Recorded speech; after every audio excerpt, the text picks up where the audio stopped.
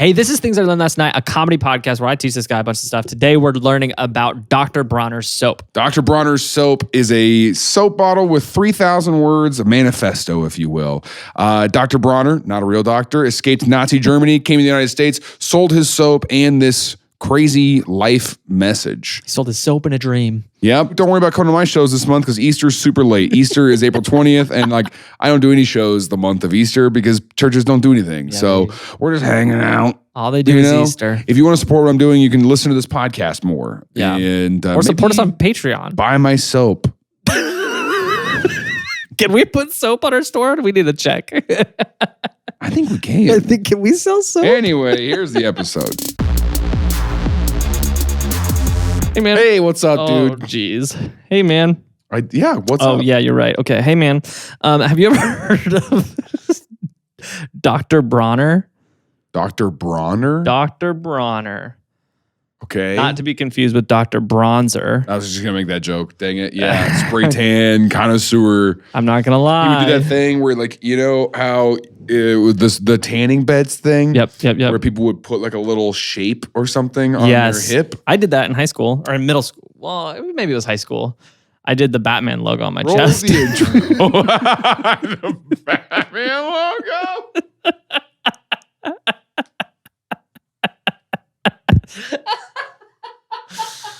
I hate that.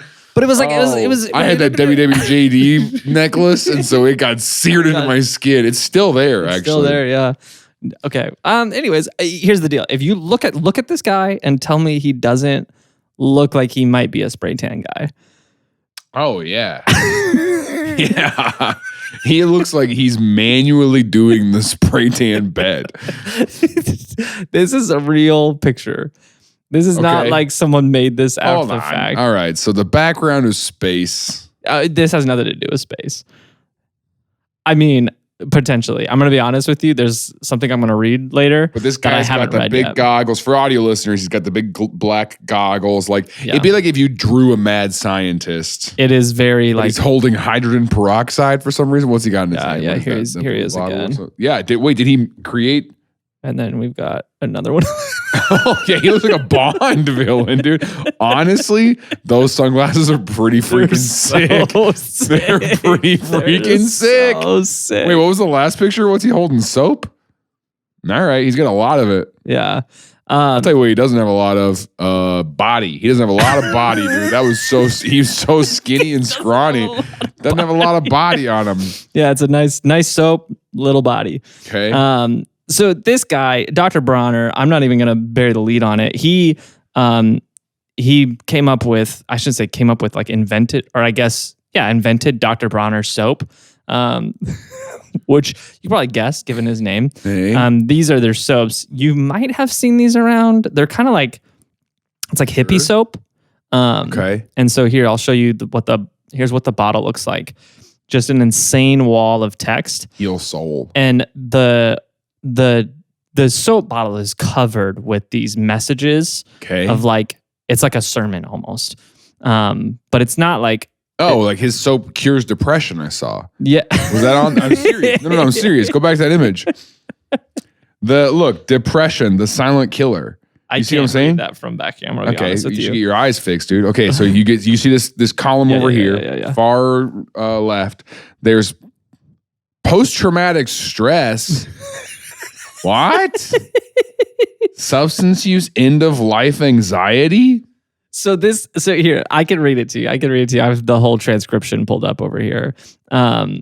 This guy, what? He has like this, like, I don't know even what to call it. It's called 18-in-1 hemp peppermint pure cast style soap. So it's like very stereotypical, like hippie soap is like what. When you say hippie, do you mean like, what do you mean?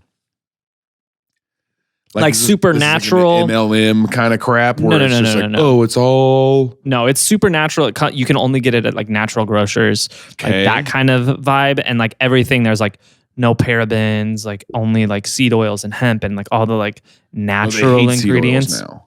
Oh, whatever. Okay, no seed oils then. So it's just got oregano in it? Yeah, just 100% pure oregano. I wash my hands in liquid oregano. Pure liquefied oregano.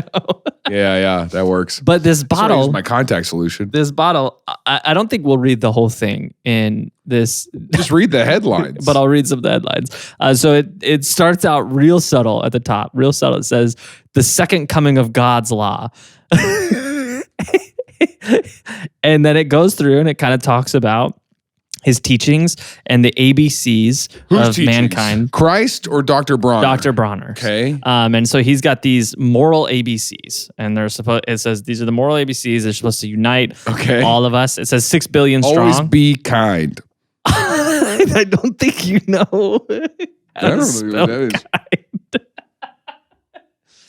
is. And so there's a list of the 18 ABCs. Chill. What are you doing? 18 ABCs. List. And it's so here it says let's see what's a good one to start with.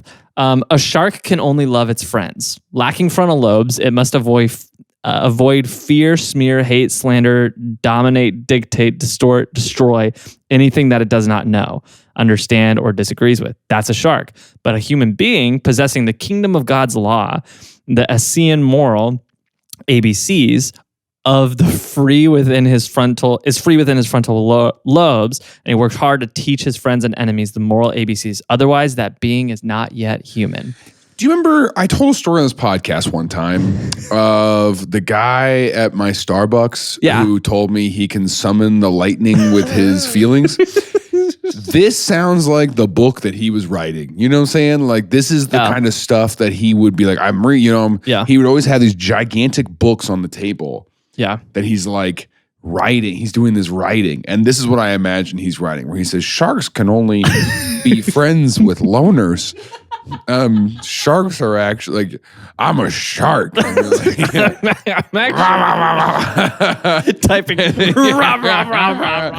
then he puts it all in a ChatGPT and he goes, hey, remove the weird stuff about me being a shark. And then like, that's how it gets to the good nuggets, you know? A lot of people don't know that about the Sermon on the Mount. Actually, is that? Here's another one. Here's another good one.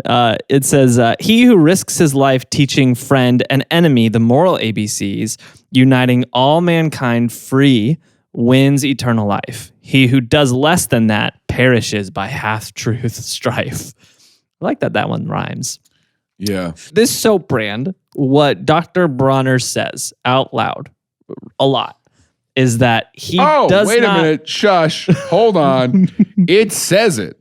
It says help heal PTSD, depression, end-of-life anxiety, and addiction. Yeah. Who knew? You don't need a 12-step program. You need to use this soap. Yeah. That's yeah. Okay. So he constantly said that the point of his soap is not to sell soap. Yeah. It's not like he's selling soap and then he's like, well, I got this room on the label to get my message out there. His point of selling soap is to get his message out there. He says, everybody needs soap. And so he's like, I could sell soap to anyone. And then while they're in the shower, they can look down and see this label and Psychedelic assisted therapy was recently granted breakthrough designation by the FDA for use in treating PTSD and major depressive disorder. This guy's promoting shrooms. I can't believe you can read that from here. Is this about shrooms? I mean, shrooms are adjacent. This is a shrooms adjacent topic. Okay. There's a lot of adjacencies to this topic, actually. Sure. So Dr. Bronner, he was born Emmanuel Bronner in 1908 in Heilbronn. I'm sure it matters a lot. In Germany. He is of Jewish descent, and his family owned a soap shop in their hometown. They made Castile soap, which is like a special kind of soap that's made special kind of soap that's made from olive oil. Okay. And it's supernatural, and it dates back to like the beginning of time. 1850s, yeah. No, it dates back like genuinely like to the beginning of time. Yeah. Like in the Levant. You know where that is? Pop quiz? Yep. Where is it? France. Close. No, like the Middle East. And so everything's the Middle East. His family, like, it's like a family recipe that's been passed down for generations making this soap. And they sold this soap at their store. He obviously grew up around it, grew up learning how to make this soap, but he wasn't like, I want to be a soap man. Like, that wasn't his thing. He didn't want to be a soap boy. Soap boy. And he had, what's the word I should use? He's like, I want to make a musical. I want to make a soap opera. Oh, someone, just so you know, in our new studio, the other side of this wall is somebody in a counseling session. There's like a licensed professional counselor has the next room over. We didn't choose that. That's not our fault. But somebody's going through a divorce on the other side of this wall. and we're making soap opera. We're ruining their place of business. 24 the musical. You know what I did? Because the counselor's going through a divorce. Yeah. And so it's like someone's going to divorce the other side, and we're ruining their business. You see what I did there? Yes. I see what you did there. Yeah. It really sucks that if you're a counselor and then the person that you're counseling, they're telling you about their problems, and you're like, I wish this was my problem. I wish that was my freaking problem. You know what I'm saying? You're like, your life is so much worse. You're like, I wish. And you're like, that sounds really bad. I wish, that sounds rough. Oh, gosh. Yeah, but anyway, there's a counselor on the other side of that wall. He had differing political opinions from his family. Yeah. And he had born in 1908. At this point, he's going to be what? He's going to be a kid when World War I is happening, but when World War II runs around, he's like in his 30s. Yeah, he's an adult. And he had pretty strong opinions about what was going on in the world. Because he's from Germany. Where did he fall he was very anti-Nazi. Yeah. But his parents were, I don't want to say sympathetic because they weren't, but they were saying, like, they were behaving as though it was all going to be okay. They were like, they were just saying, hey, this is all going to blow over. It's not going to be a big deal. And at the end of the day, we have to. Which what a lot of people did. Yeah. They said we have to put the sign on our door because if not, we have to shut our business down. Yeah. And so and Emmanuel. we're just doing what we got to do to get by, and then it'll all be over one day. Yeah, exactly. Mm-hmm. And so Emmanuel argued with his parents all the time about this for years. They didn't get the message. Eventually, he moves to the States. He sees what's coming. He moves to the States. And their relationship kind of deteriorated in the process. They had so many arguments about it. Like, they kind of stopped talking to each other when he left. Yeah. Or shortly before he left. And this experience was a formative experience for Emmanuel, obviously. Yeah. And as that What happened to his parents? Well, the last thing he ever heard from his dad was a letter he received that said, "You were right," because they ended up getting picked up and they died in gas chambers, both of his parents. And this experience, incredibly sad. Yeah, incredibly difficult experience, and a painful experience for him, and created this. I think he had this like worldview before, but this catapulted it and made it like a really strong thing for him. Sure. And so when he gets to the States, he's looking for something to do. He knows how to make soap. That would break anybody. Oh, I think so too. Yeah. For sure. And so he's living in the States. He needs to find something to do to make a living. He knows how to make soap. So he starts making soap and just selling soap. Yes. But he's still like... Again, imagine 2025 being like, soap for sale, soap... You know, anybody wants. I mean, I guess there's people who do. There's one lady at the farmer's market by our house. Yeah. Who sells some kind of thing in a jar. I forget. Oh, you know what it was? It was a jam. It was a jam. It's something in a jar. It's in a jar. It's a jam. Something in a jar. You know how much each jar of jam is? What? $28. Jeez. Because it's organic jam. Organic. Yeah. Well, That jam better pay my rent. Because you ain't. What, you think my landlord listens to this? Your landlord doesn't listen to this to know you don't pay your rent. Actually, I don't think they would notice, to be honest. There was one month where I only paid half of it. No, because the way that it was an accident. No, it was with Zelle. You have a daily limit, and my rent is more than the daily limit, so I had to send two. It's so annoying. Yeah, that's very. But anyway, so I forgot to pay the other half one time, and then halfway through the month, I texted and was like, "Hey, sorry, I forgot to do that," and I sent it, and they were like, "All right, cool." Why are you texting? And then I was like, dang, I shouldn't have done that. I should have just not. Just left it. You You guys got 60-something properties. You're not keeping track. You have no idea what's going on here. Interesting. So that's why I quit paying. That's why I stopped. And they haven't noticed yet. You're going to fly home one day and you're going to be honestly, evicted when you get back. What's the worst that's going to happen? Yeah, the worst thing is you get evicted. Yeah. And then I'll start selling my jams. Yeah, you start selling jams outside the farmer's market. Mm-hmm. Hey, if you've been watching for a minute and you like this show, a great way to help out is by becoming a Patreon supporters. Our patrons get a ton of perks for their support. They get ad-free episodes a week early. They get a Discord with our hosts and producers. We do monthly hangouts. There's a way to get birthday messages on your birthday. There's a lot of great perks, but more than anything, you just help make sure that this show continues to happen forever. We never want to stop. We're going to keep doing this forever. If we have enough patron supporters, we can put our brains in those little vats and have AI pretend it's us. And so we can keep doing it long after we die. But that only happens if you support us on Patreon. So we appreciate your support. Thanks for your help. If you don't want to support, that's totally fine. Thanks for being here. We really appreciate you watching this show. Bronner, he started selling soaps for a living, and kind of the same thing you were saying. He was just going outside stores and just be like, "You guys want to buy some soap?" Like a farmer's market. He just had a box. Soap. He had a box of soap, a soap box, and he would just hand out the soap jacket. He's like, "You guys want some soap?" But he was still passionate about his worldviews. Okay, and so he would take his soap around and he'd sell soap, and then he would stand on the street corner and stand up on his soapbox and yell out and preach. Oh, is this what? I'm pretty sure this is where tried to figure out if this is where it comes from, but I think so. I can't find any verification for sure.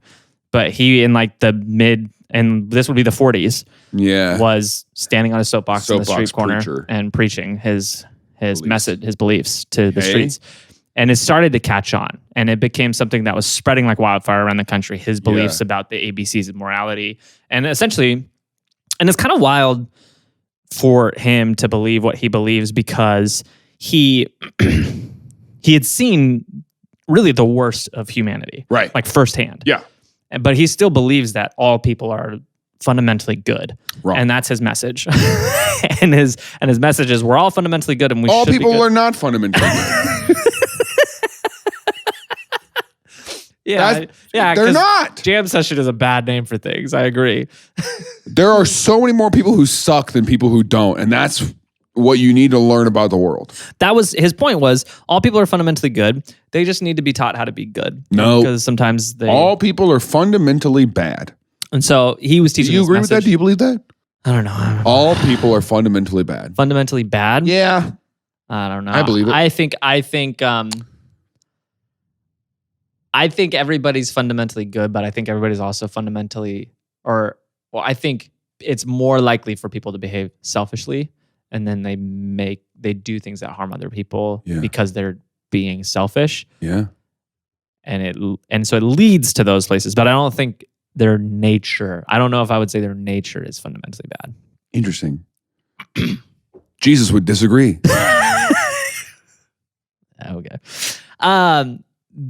Anyways, so he would go. I'm just saying.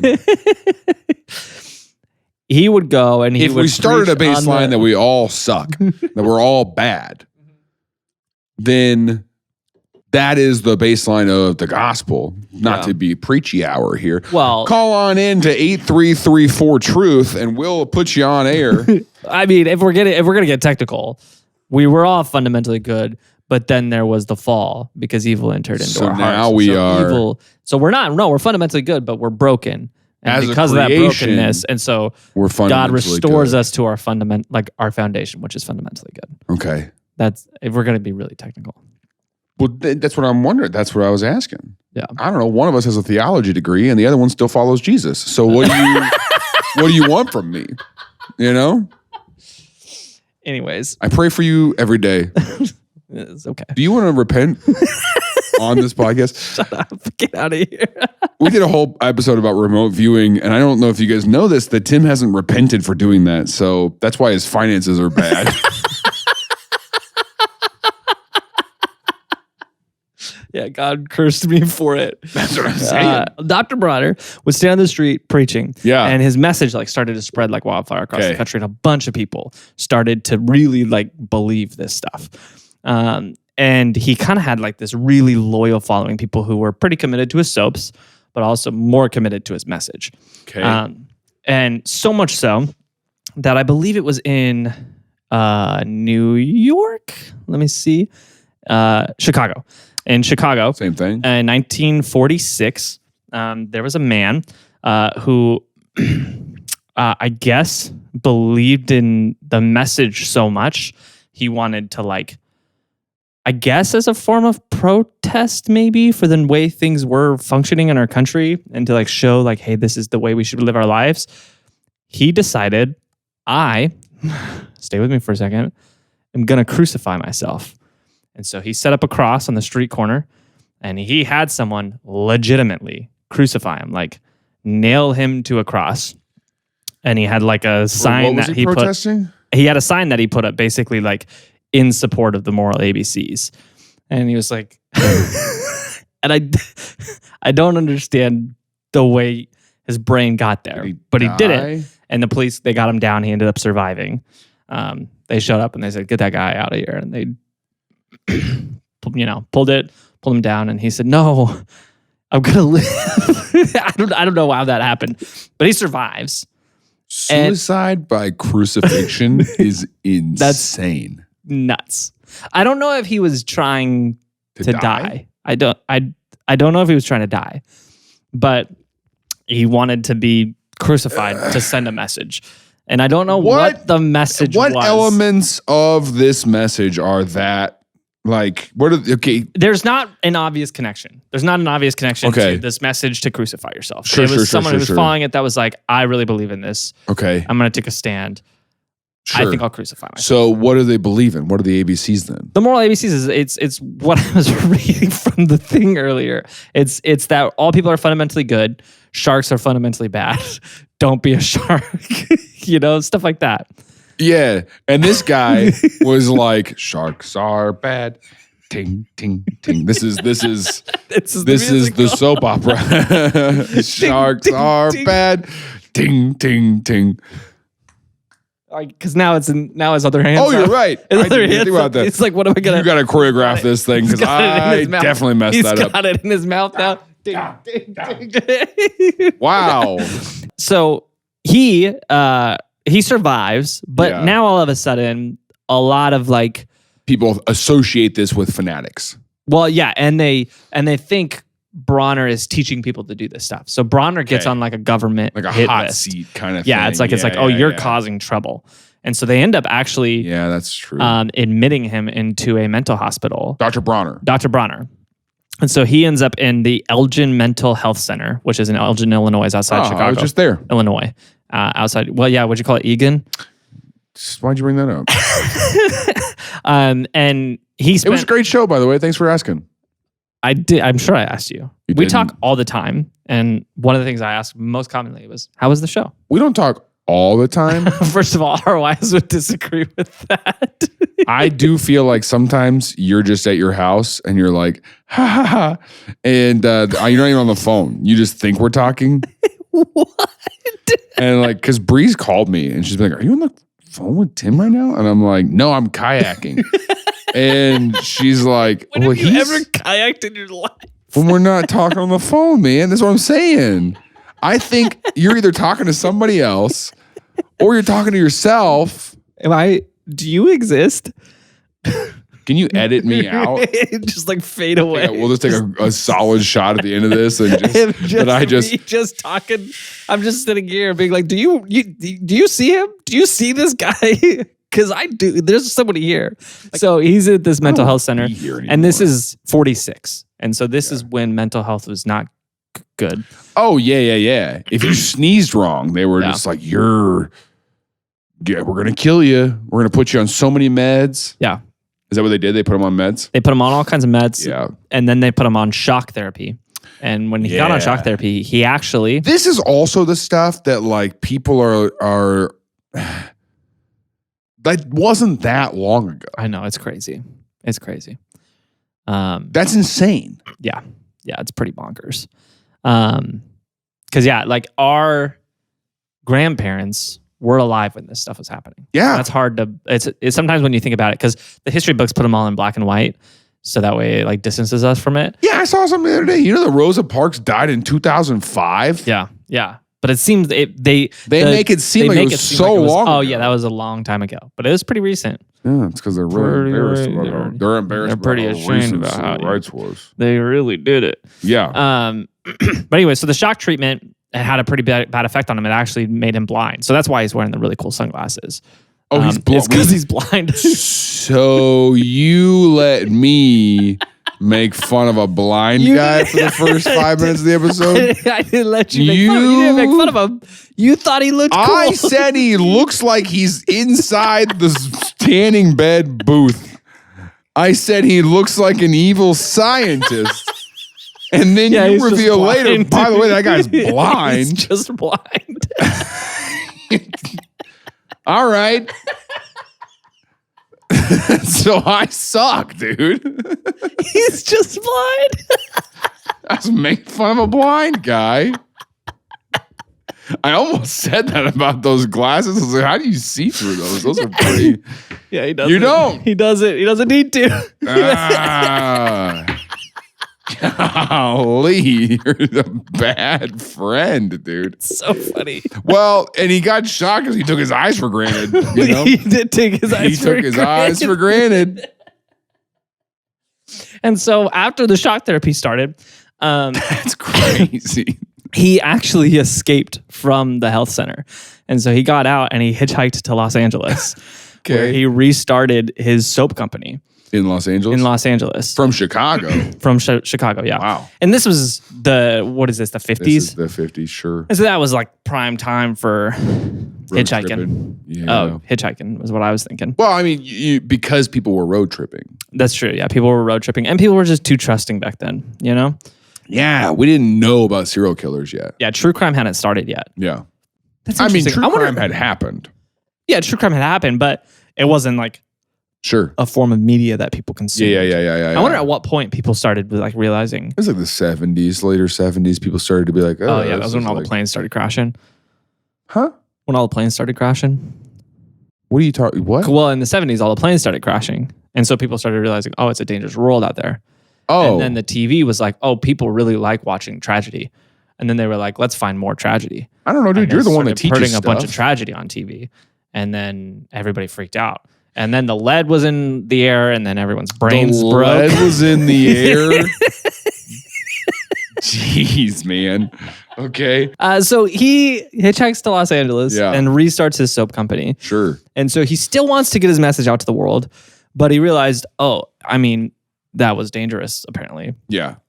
And so he starts just printing it on the soap bottle. Sure. And obviously. And for him, the way he spoke to his employees was, we are not selling the soap. The soap is a vehicle. Yeah, for the message. Yeah, we're using this to get the message out to the world.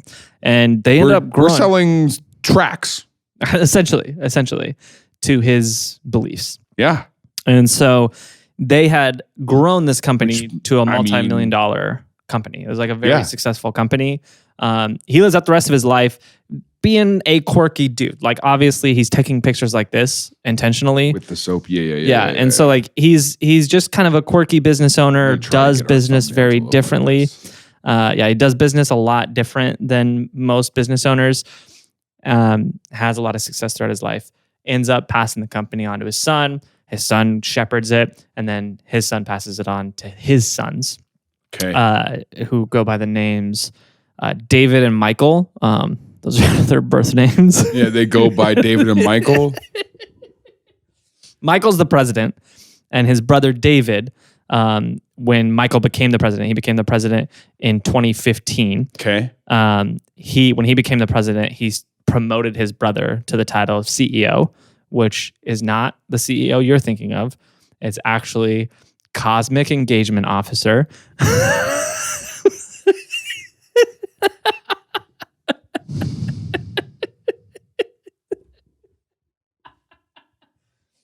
And there are two roles. Did you see the life leave from my body? If we could just I don't know if you can slow-mo that, just like the Cosmic Engagement Officer, you could literally see me go, okay.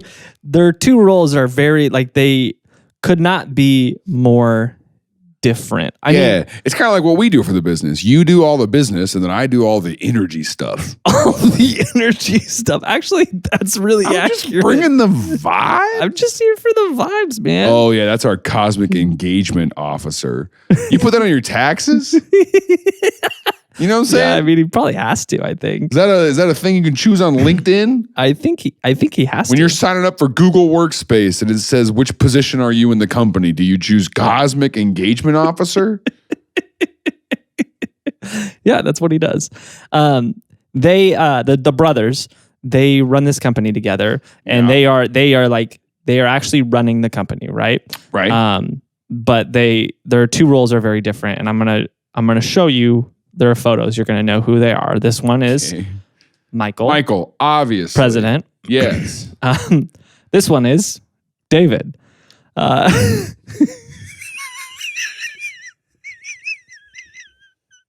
This is what my grandma means when she says those people. You know what I'm talking about? Yeah. When my grandma's Rush Limbaugh filled nightmares are full of this guy. And so he's the Cosmic. If you're an audio listener, imagine the biggest stereotype you can think of for a Portland barista. You know what I'm saying? No, I'm not even joking. Yeah, if you're listening, you're like, oh, he'd be wearing cat ears. You're right. And he'd be wearing peacock pants. You're right. He'd have his fingernails painted, which there's nothing wrong with being this person. Yeah, exactly. But he's living all the shirtless. What is wrong is being this person and making more money than me. That is wrong. You know? That's what's wrong. And so that's what I get mad at. So they split it up. Here they are with their mom, who is the daughter of and his mom Dr. made Bronner. him wear that normal shirt for their pictures. Yeah. And so their roles, they're split. Michael obviously is running the business, and then David is just sprinkling oregano over a little board, a picture of the business, and going. David's job is to help make sure they maintain the identity of the business that their grandfather started, and so it's the activism is front. That's another thing too. You could have a really good vision for your life, and then you could have a weird grandkid. You know what I'm saying? Like. You pass down your life's work, and then he's like, hello. And you're like, that's not what I wanted. Stop talking like that.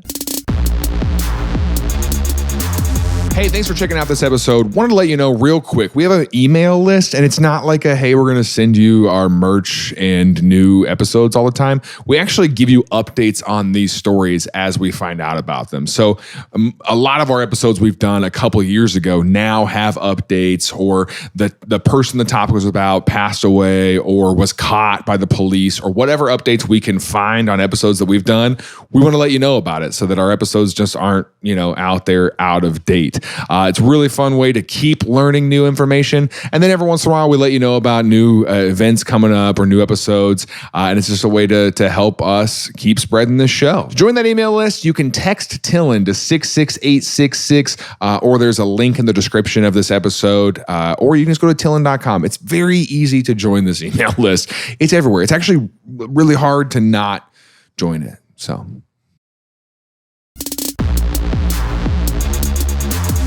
So David continues the legacy. When their grandfather passed on the company, it got to the point where the label now has 3,000 words on it.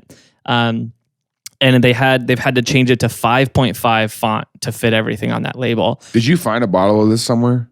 I have not. No. Here's a picture of one. You couldn't go out of your way to try to find this? No.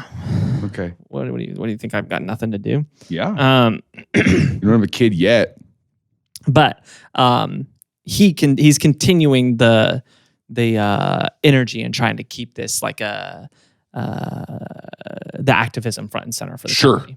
And so, for example, during the war on drugs, I should say this is the late war on drugs. This is mid 2000s. Oh, okay. Okay. Marijuana Nancy was Reagan's obviously legacy. Marijuana was obviously illegal, and That's not Nancy Reagan's legacy. By proxy, hemp was also illegal, and they used hemp in a lot of their products. Okay. And so, in protest, David went to the DEA office, the like national DEA headquarters, and planted hemp seeds in their front lawn. He got arrested for this. Hold on. In this picture, why does he look just like the QAnon shaman? You know who I'm talking about? Oh, I don't know who that is. You know exactly who that is. January 6th, the guy that wore the buffalo head thing. Oh, no. I mean, they do look vaguely similar, but they don't look vaguely similar. Pull that picture back up. He looks like no, they look alike. Not. He does not. Here, I'll show you him. Okay. I don't know if we could. We might get demonetized for putting this guy's picture up. Here's him. Yeah. And then here is that guy. It's a different guy. Very clearly a different guy.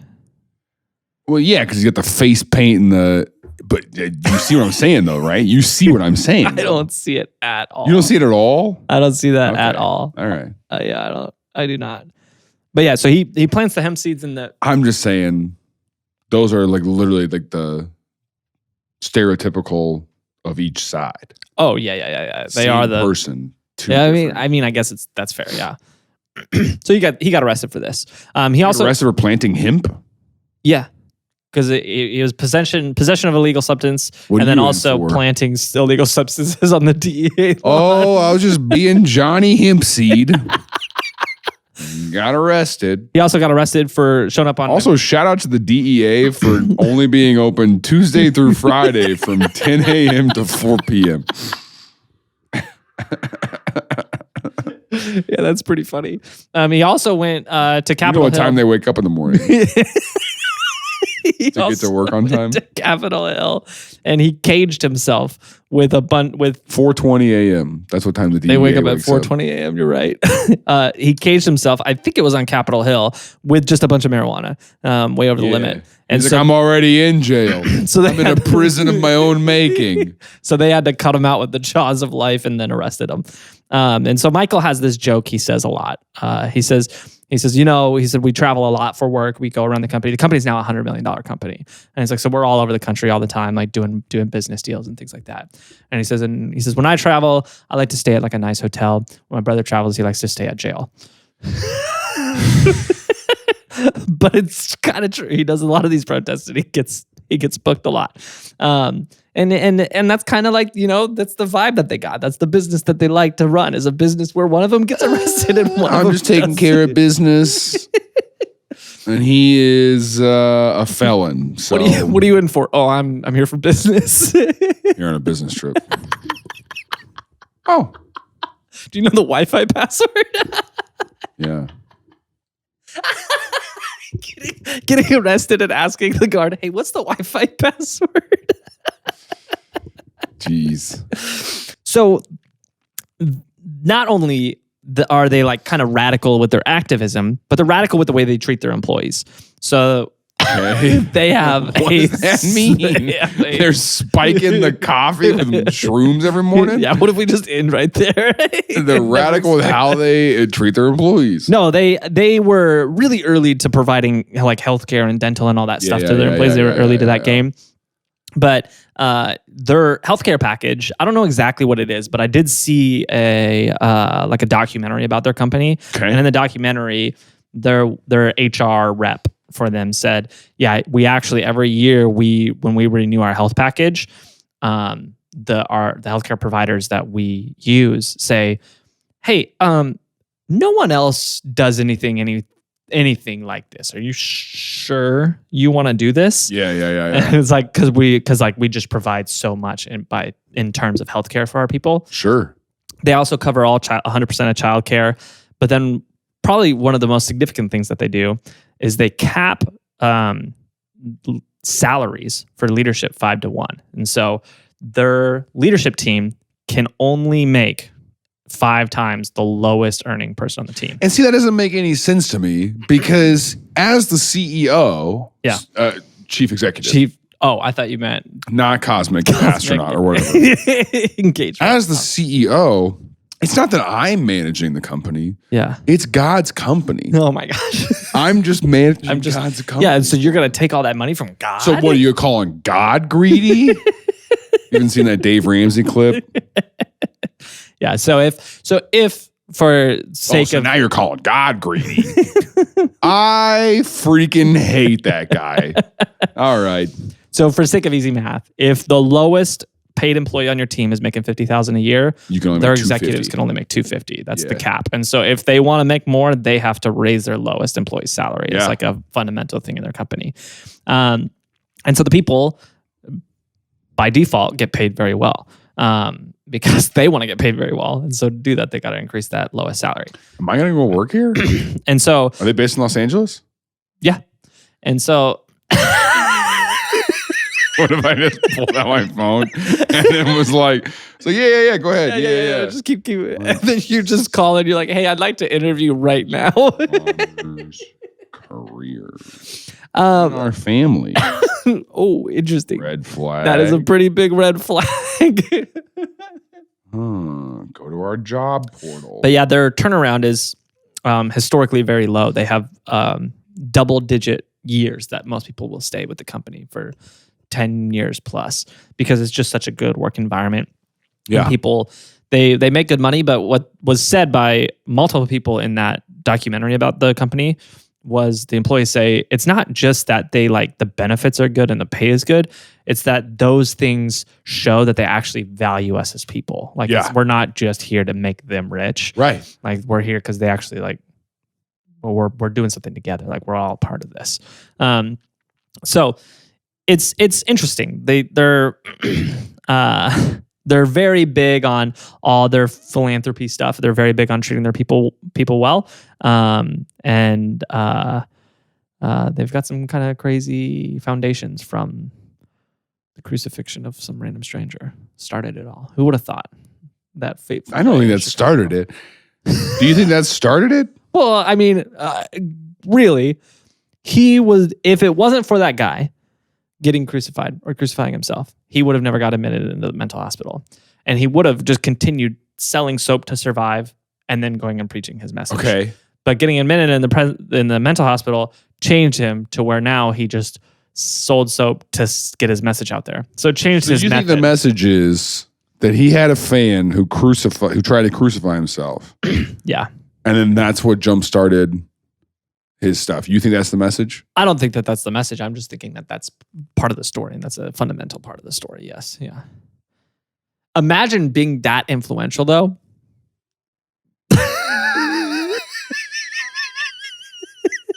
Imagine having that kind of influence. Imagine to help our show grow. We just need one of you. We just need one. We just need one brave soul. God, can you imagine if it happens? And then they play that clip on the news. Please don't. I feel like we have to say the official position of this podcast is that you should not crucify yourself. Wow, that's crazy. Nuts. So yeah, that's Dr. Bronner. I feel like we should try to find the bottle so we can read this soap label somewhere. I mean, I've got it on the internet. We've got it literally right here. I know, but I'm saying, like, look, it cuts off at the bottom. Like, I want to be able to read it on. Like, I feel like we can find this soap somewhere. I mean, we can read it right here. If you can keep your head. If you can keep your head when all about you are losing theirs and blaming you. If you can trust yourself when all men doubt you, but make allowance for their doubting too. If you can wait and not be tired by waiting or being lied about. Don't deal in lies or being hated. Don't give give way to hating. See, I'm not that's where the sentence ended. That whole thing was one sentence. And I'm going to be honest, I don't know the point of that sentence. Oh, well, you're not enlightened. I do see it says down here underneath like psychedelic assisted therapy. And then it says support PS 2020 fiddle off. Oh.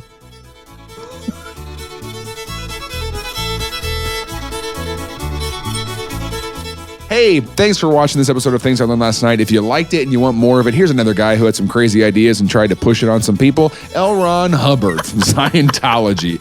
You might know him from the giant blue building in Los Angeles, or Tom Cruise. And so we did a whole episode about the founding of that and the crazy kooky ideas that they've got. I don't care to make fun of them. They're weird. And if you want early access to next week's episode, you can join our Patreon, where we get early access to episodes free, no ads, all that kind of stuff. And then you get to join our Discord, where we hang out and talk, and you can give ideas that way. It's a really good time. So thanks for supporting our show. Genuinely, this is the most fun thing we do. And we'll see you next week on Things I Learned Last Night.